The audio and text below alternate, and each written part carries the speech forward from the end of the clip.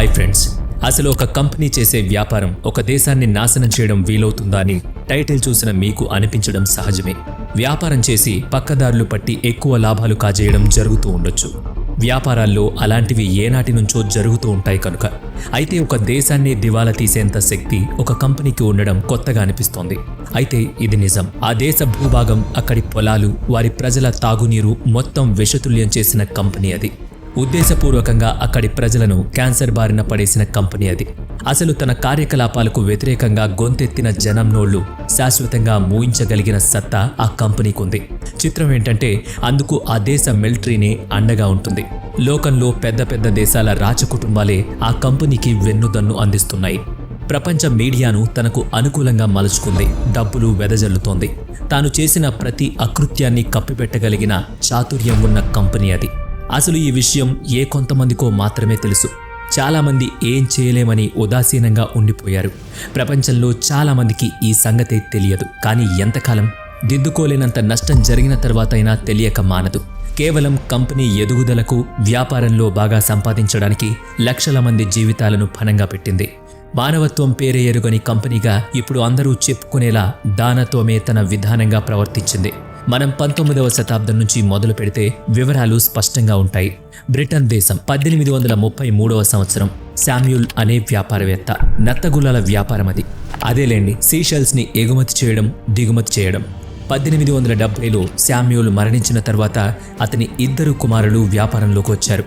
పెద్ద కొడుకు మార్కస్ దీపాలు వెలిగించేందుకు వాడే కిరోసిన్ వ్యాపారం చేసేవాడు. ఆ కాలంలో బ్యారెల్స్లో నింపిన చమురును ఓడల్లో రవాణా చేసేవారు. అయితే అవి చెక్క బ్యారెళ్లు, లీకేజ్ అధికంగా ఉండేది. బ్యారెల్స్ నిల్వ చేసిన ప్రాంతమంతా నూనెమయం అయిపోయి ఉండేది. ఆ మేరకు చమురు వృధా అయ్యేది, నష్టం వచ్చేది. ఈ నష్టం నుంచి గట్టెక్కడానికి మార్కస్ ఆయిల్ ట్యాంకర్లను డిజైన్ చేశాడు. ఇక ఆనాటి నుండి రవాణా ఓడల్లో వచ్చే చమురును ఓడరేవుల్లోనే ఏర్పాటు చేసిన ట్యాంకర్లలో నేరుగా నింపేవారు. 1892లో మొట్టమొదటిసారిగా మార్కస్ రూపొందించిన ట్యాంకర్లలోని చమురు బ్రిటన్ నుంచి బయలుదేరి సుయాజ్ కాలువను దాటి ఆసియా దేశాలైన థాయిలాండ్, ఇండోనేషియాల విపణుల్లోకి దిగుమతి అయ్యింది. ఈ దేశాలు అప్పటికి ఆంగ్లేయుల పాలనలో ఉండేవి. ఆసియా, ఐరోపా దేశాల మధ్య చమురు రవాణాకు ఈ సముద్ర మార్గం సులువుగా మారింది. మార్కస్ తన వ్యాపార విస్తరణకు ఇదే అదునుగా భావించాడు. ఆ కాలంలో స్టాండర్డ్ ఆయిల్ అనే మరో కంపెనీ కూడా ఆయిల్ బిజినెస్ చేసేది. ఇది రాక్ ఫెల్లర్స్ కుటుంబం నిర్వహణలో ఉండేది. అయితే ఈ కంపెనీని అమెరికా నుంచి ఐరోపా దేశాలకు మాత్రమే చమురు ఎగుమతులు చేసేది. మార్కస్ ఆసియా దేశాలకు చమురు ఎగుమతులు చేస్తున్న సంగతి తెలిసిన రాక్ ఫెల్లర్స్ కుటుంబం తమ స్టాండర్డ్ ఆయిల్ని కూడా ఆసియా దేశాలకు ఎగుమతి చేయమని, అందుకుగాను కొంత కమిషన్ తీసుకోమని మార్కస్ని అడిగింది. ఎవరి కోసమో పనిచేయడం కంటే తానే ఆయిల్ వ్యాపారం చేసే కంపెనీని స్థాపించి బిజినెస్ చేద్దామనేది మార్కస్ ఆలోచన. అయితే స్టాండర్డ్ ఆయిల్ పేరుగల కంపెనీ. అంతేకాకుండా ఐరోపా దేశాలతో వ్యాపారం చేస్తోంది. ఆయిల్ డ్రిల్లింగ్లో పట్టున్న రాక్ ఫెల్లర్కి ప్రతిగా అదే వ్యాపారం చేయడమంటే వారితో శత్రుత్వం పెంచుకోవడమే అవుతుందని మార్కస్ కూడా ఆలోచించాడు. అయితే మార్కస్ ఇవన్నీ లెక్క చేయాలనుకోలేదు. 1907లో రాయల్ డచ్ పెట్రోలియం కంపెనీతో కలిసి షెల్ పేరిట ఒక కొత్త కంపెనీ స్థాపించాడు. కానీ స్టాండర్డ్ ఆయిల్ వ్యాపారాన్ని సవాలు చేయడం సాహసమే. కానీ ప్రపంచంలో చమురు గిరాకీ కూడా బాగానే ఉంది. ఇక అడ్డేముంది? ప్రపంచంలో చమురు పంపిణీ చేసే అతిపెద్ద కంపెనీగా షెల్ చాలా త్వరగానే పేరు తెచ్చుకుంది. మొదటి ప్రపంచ యుద్ధంలో బ్రిటిష్ సైన్యానికి అత్యధికంగా ఆయిల్ని సప్లై చేసింది షెల్ కంపెనీనే. ఇక్కడ చాలామంది చెప్పుకునే మాట ఒకటుంది. షెల్ కంపెనీ చమురు సరఫరా చేయకపోయుంటే మిత్రదేశాలు జర్మనీని జయించి ఉండేవి కావని అంటారు. యుద్ధం తర్వాత ప్రపంచం గుర్తించిన ఒక ముఖ్యమైన సంగతి 20వ శతాబ్దంలో అన్నిటికంటే ప్రధానమైనది చమురు మాత్రమే. చమురు సప్లై చేయగలిగే వాళ్ళు మాత్రమే ఈ ప్రపంచాన్ని గుప్పెట్లో పెట్టుకోగలరని భావించారు. అందుకు తగ్గట్లే మొదటి ప్రపంచ యుద్ధం తర్వాత షెల్ ఆయిల్ కంపెనీ ఇక ఏమాత్రం స్టాండర్డ్ ఆయిల్ కంపెనీ చేరలేనంత ఎత్తుకు ఎదిగింది. ప్రపంచంలోకెల్లా అతిపెద్ద చమురు పంపిణీ కంపెనీగా అవతరించింది. చమురు ఉత్పత్తుల్లో ఒక చిక్కుంది. కంపెనీ తనకు వీలైనంత చమురుని వెలికి తీయడం కుదరదు. ఆయిల్ నిల్వలు కొన్ని దేశాల వద్దనే ఉండడం అందుకు ఒక కారణం. మరో కారణం, చమురు వెలికి తీసి శుద్ధి చేయడం చాలా ముఖ్యం. అది పెద్ద ఖరీదైన వ్యాపారం. పైగా చమురు వంటి అరుదైన సహజ వనరుల్ని కలిగిన దేశాలు ఎంతో జాగ్రత్తగా వ్యవహరిస్తాయి. తమ దేశ ఆర్థిక వ్యవస్థకు ఇబ్బంది కలగకుండా చూసుకోవాల్సిన బాధ్యత వాటికి ఉంటుంది కదా. ఇవన్నీ చూసి మార్కస్ తమకు కావలసిన చమురు నిల్వలు ఎక్కువగా ఉన్న దేశం ఏదైనా ఉందా అని అన్వేషించాడు. నిల్వలు ఉంటే చాలదు, ఆ దేశం అతి బీద దేశం కూడా అయి ఉండాలి. పైగా ఆ దేశంలో ఖచ్చితమైన అవినీతి వ్యవస్థ కూడా పనిచేస్తుండాలి. ఇన్ని అశుద్ధమైన లక్షణాలున్న దేశం మార్కస్కి ఆఫ్రికాలో కనిపించింది. పశ్చిమాఫ్రికా దేశమైన నైజీరియాలో మార్కస్ కోరుకున్న చమురు నిల్వలున్నాయి. ఆఫ్రికా మొత్తానికి చమురు నిక్షేపాలు పుష్కలంగా ఉన్న దేశం కూడా నైజీరియానే. ఆయిల్, నేచురల్ గ్యాస్ సమృద్ధిగా దొరికే నైజీరియాలో 1940లలో షెల్ కంపెనీ తన వ్యాపార కార్యాలయం తెరిచింది. నైజీరియా సహజ సిద్ధ ప్రకృతి వనరులకే కాదు, సహజ సిద్ధమైన ప్రకృతి సౌందర్యానికి కూడా నెలవు. అయితే డబ్బు మీద ఆశతో లాభాలు గడించొచ్చనే దురాశతో బ్రిటన్ వంటి దేశానికి చెందిన ప్రపంచ ప్రసిద్ధ షెల్ కంపెనీ అధికార బలం ముందు నిలవలేని నైజీరియా తనను తాను వాళ్లకు సమర్పించుకుంది. షెల్ కంపెనీ నైజీరియా ప్రభుత్వంతో ఒప్పందం చేసుకుంది.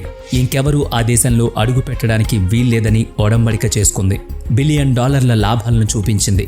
ఇక స్వదేశంలో ప్రజల త్రాగునీరు, పంటలకు సాగునీరు కలుషితమైనా కూడా ప్రశ్నించడానికి గాని అడ్డుకోవడానికి గాని వీలు లేని విధంగా నైజీరియా ప్రభుత్వంతో షెల్ కంపెనీ ఒప్పందం చేసుకుంది. రైతులు తమ పంట పొలాలకు వెళ్లాలన్నా హడలిపోయేవారు. ఎందుకంటే పొరపాటున అగ్గిపుల్ల గీసినా పొలంలోని చమురు తెట్టుకు నిప్పు అంటుకుని మొత్తం అక్కడున్న అందరి పొలాలు అగ్నికి ఆహుతయ్యేవి. నదుల్లో నీటి కంటే అందులోని చమురు వ్యర్థం ఎక్కువ. రైతు మనసు ఆగదు కదా. ఈ చమురు కట్టిన నదుల్లోనే ఈదుకుంటూ రైతులు తమ పొలాలకు వెళ్లి వచ్చేవారు. నీటి వాగులు ఖాళీ అయిపోయాయి. పోనీ కొత్త బోర్లు వేద్దామన్నా అందులోంచి చమురు వచ్చేది గాని త్రాగునీరు వచ్చేది కాదు. మెల్లగా నైజీరియా ప్రజలందరూ క్యాన్సర్ బారిన పడసాగారు. చికిత్స తీసుకునేందుకు ధనం లేక, వైద్యం అందించేందుకు సౌకర్యమూ లేక అది ముదిరిపోసాగింది. గతంలో ఎన్నడూ వినని కొత్త జబ్బులు ఇప్పుడు దాదాపు అందరినీ పట్టుకుని పీడిస్తున్నాయి. సాగు చేసే వీలు లేక రైతులు తమ పొలాన్ని బీడు పెట్టారు. అప్పుడు షెల్ కంపెనీకి వ్యతిరేకంగా ప్రజలు ఆందోళన చేపట్టారు. అసలు షెల్ కంపెనీ స్థాపనే ప్రభుత్వ సహకారంతో కదా. ప్రభుత్వానికి అందులో భాగస్వామ్యం ఉంది కదా. మరి ప్రజల వ్యతిరేకతను ప్రభుత్వం ఎందుకు పట్టించుకుంటుంది?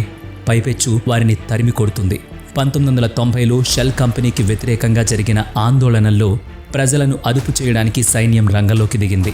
అమాయకులైన ప్రజలపై తూటా పేలింది. గ్రనేట్లు పేలాయి. 80 మంది చంపబడ్డారు. 600 గృహాలకు నిప్పు పెట్టారు. షెల్ అనే ఒక విదేశీ కంపెనీ దురాగతానికి స్వదేశంలోని ప్రజలు తాగునీరు కలుషితమై, పంట పొలాలు విషపూరితమై, ప్రజలు భయంకరమైన రోగాల బారిన పడుతూ బ్రతుకు దుర్భరమైందని ప్రభుత్వాన్ని ప్రశ్నించడానికి వీధుల్లోకి వచ్చిన తప్పిదానికి వారందరూ అందుకున్న శిక్ష ఇది. ఇంకేముంది, ప్రజల్లో క్యాన్సర్ మరణాలు రోజురోజుకు పెరగసాగాయి. షెల్ కంపెనీ ఈ ఏ ఒక్క హానికి బాధ్యత వహించలేదు. పైగా 1933లో మరో కొత్త పైప్లైన్ వేస్తుండగా ప్రజలు అడ్డుకున్నందుకు షెల్ చేసిన ఫిర్యాదుని అందుకుని నైజీరియా ప్రభుత్వం తన సొంత ప్రజలపై కాల్పులు జరిపింది. ఇందులో ఒకరు మరణించారు. 11 మంది గ్రామీణులు గాయపడ్డారు. బహుశా ఎవరికైనా అనిపించొచ్చు, ప్రభుత్వం ఒక ప్రైవేట్ కంపెనీ కోసం తన ప్రజల మీద కాల్పులు జరుపుతుందా అని.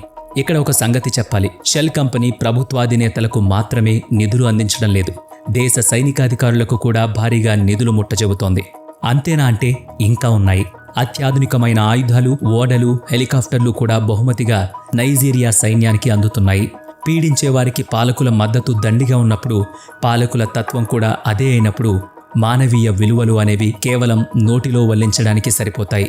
డబ్బుతో నోరు మూసుకుపోతుంది. లాభాలతో మనసుని మాయ కమ్ముకుపోతుంది. షెల్ కంపెనీ వెదజల్లిన డాలర్ల మహిమే ఇదంతా. అయితే ఈ మాయలో పడని మనిషి ఒకరున్నారు. కెన్ సారోవివా అనే ఈ వ్యక్తి రచయిత, పర్యావరణ కార్యకర్త. కెన్ నేతృత్వంలో షెల్కి వ్యతిరేకంగా బలమైన ఉద్యమం మొదలైంది. 1993వ సంవత్సరంలో కెన్ పిల్లలు, పెద్దలు, విశ్వవిద్యాలయ విద్యార్థులు, ప్రభుత్వ ఉద్యోగులు, హాస్పిటల్ సిబ్బంది అందరినీ కలిశాడు, అవగాహన కల్పించాడు. షెల్ కంపెనీ తమ జీవితాల్ని నాశనం చేసిన సంగతి చెప్తూ తమ రాబోయే తరాలు జీవించలేని కలుషిత వాతావరణాన్ని ఆ కంపెనీ ఇంకా ఎక్కువగా చేస్తుందనే సంగతి వివరించాడు. షెల్ కంపెనీ నైజీరియా విడిచిపెట్టి పోవాలనేది మాత్రమే అతని నినాదం. షెల్ కంపెనీ అతనితో మాట్లాడింది. ఆశ చూపించి లోబరుచుకోవాలని చాలా ప్రయత్నం చేసింది. కేన్ వాళ్లకు లొంగలేదు. పోనీ ఎప్పట్లాగే అతన్ని చంపడమో, ఖైదు చేయడమో చేద్దామంటే ప్రజల్లో అతనికి విపరీతమైన గౌరవాభిమానాలున్నాయి. కేన్కి ప్రజలు అండదండలుగా నిలబడ్డారు. కేన్, అతని మిత్రులు కలిసి షెల్ కంపెనీ కార్యకలాపాల్ని అడ్డుకోవడం మొదలుపెట్టారు. చమురు రవాణా చేసే ట్రక్కులను దారిలోనే అటకాయించసాగారు. ఆయిల్ ప్లాంట్లలో పనిచేసే ఇంజనీర్లను బెదిరించారు. వారిని తమ దేశాలకు వెళ్లిపోమని హెచ్చరించసాగారు. షెల్ కంపెనీ పుట్టిన తర్వాత మొట్టమొదటిసారిగా దాని కార్యకలాపాలకు అడ్డంకులు ఎదురుపడ్డాయి. కేవలం ఒక్క మనిషి కెన్ రూపంలో తన దారికి అడ్డుగా నిలబడ్డ వారిని బాగా దెబ్బ కొట్టింది. అహం కూడా దెబ్బతింటుంది కదా. కంపెనీ అంటే వస్తువు కాదు కదా, మనుషులే కదా. పైగా చేతి నిండా డబ్బుంది, ప్రపంచంలో తరగని పరపతి ఉంది. షెల్ పెద్ద మనుషులు నైజీరియా ప్రభుత్వ ఇంటెలిజెన్స్ అధికారులతో సమావేశమై కెన్ని చంపించడానికి పథకం వేశారు. ఓ నెల తరువాత కెన్ స్వగ్రామానికి చెందిన 4 అధికారుల్ని నిర్దాక్షిణ్యంగా చంపించి ఆ నేరాన్ని కెన్ అతని అనుచరుల మీద ఆరోపించారు. ఆ హత్యాకాండ జరిగిన రోజు కెన్ పొరుగురులో ఉన్నాడు. అయినా కెన్ గ్రామస్తులు కొందరికి డబ్బును ఎరగావేసి తప్పుడు సాక్ష్యం చెప్పించారు. ఒక్క ఏడాదిలో అంటే 1995లో కెన్ని అతని 8 మంది అనుచరుల్ని ఉరితీశారు. ప్రపంచానికి, ముఖ్యంగా నైజీరియన్లకు అందిన సందేశం ఏంటంటే షెల్ని వ్యతిరేకిస్తే వారు తమ ప్రాణం కోల్పోవాలి. ఈ 9 మందికి చెందిన కుటుంబీకులు నెదర్లాండ్స్ దేశంలో షెల్కి వ్యతిరేకంగా కేసు వేశారు. 2017లో అంటే 22 సంవత్సరాల తరువాత షెల్ కంపెనీని ఈ హత్యాకాండకు సగం బాధ్యురాలిగా ప్రకటించడం జరిగింది. ఒక 5 గ్రామస్తులు తాము షెల్ వద్ద డబ్బు తీసుకుని కెన్ అతని మిత్రులకు వ్యతిరేకంగా అబద్ధపు సాక్ష్యం చెప్పినట్లు అంగీకరించారు. అయినా ఏం జరిగింది? షెల్కి కేవలం $15.5 మిలియన్ నష్టపరిహారం విధించబడింది. అదే షెల్కి విధించబడ్డ పెద్ద శిక్ష. ఆ కంపెనీకి అదొక లెక్క. 2018లో దుబాయ్లోని ఒక ప్రైవేట్ ప్రాపర్టీ వివరాలు లీక్ అయ్యాయి. అందులో ఏముందో తెలుసా? షెల్ దుష్ట స్వభావానికి సంబంధించిన సాక్ష్యం ఒకటి బయటపడింది. ఇందులో నైజీరియా ప్రభుత్వ ప్రమేయము వెల్లడైంది. షెల్ కంపెనీ $1.3 బిలియన్ ఆస్తుల్ని నైజీరియా పెట్రోలియం మంత్రికి, కొందరు నైజీరియా ఉన్నతాధికారులకి బహుమతిగా ఇచ్చినట్లు వెల్లడైంది. ప్రభుత్వం సైన్యంతో మాత్రమే సన్నిహితంగా ఉంటే చాలదనే ఉద్దేశ్యంతో తమ గురించి సాధారణ ప్రజలు కూడా అనుకూలంగా ఆలోచించాలనే దురాలోచనతో షెల్ కంపెనీ దేశంలోని వివిధ ప్రాంతాల్లో కొన్ని ప్రచార కార్యక్రమాల్ని నిర్వహించింది. వాటిలో తమను తాము పర్యావరణహితమైన కార్యక్రమాలు నిర్వహించేవారుగా, అందుకుగాను ఒక NGO నడుపుతున్నట్టుగా ప్రచార చిత్రాలను ప్రదర్శించింది. అంతకుముందే 2011 డిసెంబర్లో 40,000 బ్యారెళ్ల చమురు నైజీరియన్ నదిలో లీక్ అయింది. నది మొత్తం నల్లగా మారిపోయింది. నదిలోని మత్స్య సంపద మొత్తం చనిపోయింది. నదీ తీరం వెంబడి ఉన్న పంట పొలాలు సర్వనాశనమయ్యాయి. తాగడానికి చిన్న మంచినీటి గుంట కూడా లేకుండా పోయింది. దీనికి షెల్ కంపెనీ ఏం చెప్పిందో తెలుసా? నైజీరియాకే చెందిన పెట్రోలియం వర్కర్ల తప్పిదం కారణంగా చమురు లీక్ అయి తమకు నష్టం వాటిల్లిందని చెప్పుకొచ్చింది. వ్యాపారం కోసం, డబ్బు సంపాదన కోసం ఒక వ్యక్తిగత కంపెనీ స్వీయ లాభం కోసం సాక్షాత్తు ప్రభుత్వం, దాని సైన్యం ఇంత దారుణానికి ఒడిగడుతూ దేశ ప్రజలనే నిర్వీర్యులుగా చేయడం సమర్థనీయమా అని అడగాలనిపిస్తోంది కదా. మనకు ఏమనిపించినా గానీ నైజీరియన్లలో మాత్రం షెల్కి వ్యతిరేకంగా ఆగ్రహం కట్టలు తెంచుకుంది. అయినా వాళ్ళేమీ సాధించలేదు. తాము కూడా ఆయుధాలు సంపాదించి ప్రభుత్వానికి వ్యతిరేకంగా, ఆ షెల్ కంపెనీకి వ్యతిరేకంగా సాయుధ పోరాటం చేస్తున్నారు. మళ్లీ వీరిలో ఎన్నో గ్రూపులు, దాదాపు సివిల్ వార్ తరహా పరిస్థితులున్నాయి ఇప్పుడు నైజీరియాలో. వారు చేసే ఘోరాలకు, అన్యాయాలకు జవాబుదారీ లేదు. అసలు ఈ ప్రపంచంలో వెల్లడి కాని ఇలాంటి అన్యాయాలు ఎన్నెన్నున్నాయో, ఎక్కడెక్కడ జరుగుతున్నాయో అని తలుచుకుంటేనే గుండె నీరవుతోంది. ఆవేశం వచ్చినా ఏం చేయలేని అసక్తతకు చిన్నతనం కలుగుతోంది.